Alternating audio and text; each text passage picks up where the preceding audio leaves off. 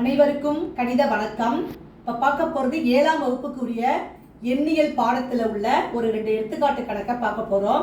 அது முழுக்களின் பெருக்கல், அதனுடைய விடையை கண்டுபிடிச்சி போட போகிறோம். பெருக்கல் விதி. இப்போ பாருங்க, இந்த கணக்கு என்ன கொடுத்துருக்காங்க, -30 பெருக்கல் 40 பெருக்கல் -1 இஸ் ஈக்குவல் டு என்ன அப்படின்னு சொல்லி கணக்கு கொடுக்கப்பட்டிருக்கு. -30 பெருக்கல் 40 பெருக்கல் -1. இப்போ பாருங்க, ஃபர்ஸ்ட் நம்ம என்ன பண்ணலாம், 2 2 பெருக்கிக்கலாம். மைனஸ் இது பிளஸ், மைனஸ் இன்டு பிளஸ் பெருக்கினா என்ன வந்துடும், மைனஸ் 30 40 பெருக்கிறோம், பெருக்கினோம்னா என்ன வந்துடும் 1200.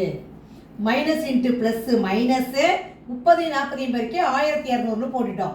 அப்புறம் அதோட என்ன பெருக்க போறோம், -1 பெருக்க போறோம். இப்போ மைனஸ் இன்டு மைனஸ் என்னன்னு படிச்சிருக்கோம், பிளஸ்ன்னு படிச்சிருக்கோம். 1200 இன்டு 1 1200. அப்போ இந்த கணக்குக்குரிய விடை +1200. ஃபர்ஸ்ட் 2ஐயும் பெருக்கிக்கிறோம், அந்த குறியீடையும் பெருக்கி போட்டுக்கிறோம். அப்புறம் அடுத்த நம்பரை அந்த குறியீடு இது சேர்த்து பெருக்கி ஆன்சரை கொண்டு வந்திருக்கிறோம். இதே போன்று அடுத்த கணக்கு பார்க்க போறோம். +50 பெருக்கல் 2 பெருக்கல் -10 அப்படின்னு சொல்லி கொடுத்துருக்காங்க. இந்த கணக்கையும் அப்படியே என்ன பண்ணி செய்ய போறோம், பிளஸ் இன்டு பிளஸ் தான். இந்த பிளஸ் இந்த பிளஸ் பெருக்கினால் பிளஸ், 50 2ஐயும் பெருக்கினால் 100. அப்புறம் இந்த பெருக்கல் குறியீடை போட்டுக்கிறோம், -10ஆல பெருக்க போறோம். பிளஸ் இன்டு மைனஸ் என்ன படிச்சிருக்கோம், மைனஸ் 100ஐயும் 10ஐயும் பெருக்கினால் 1000.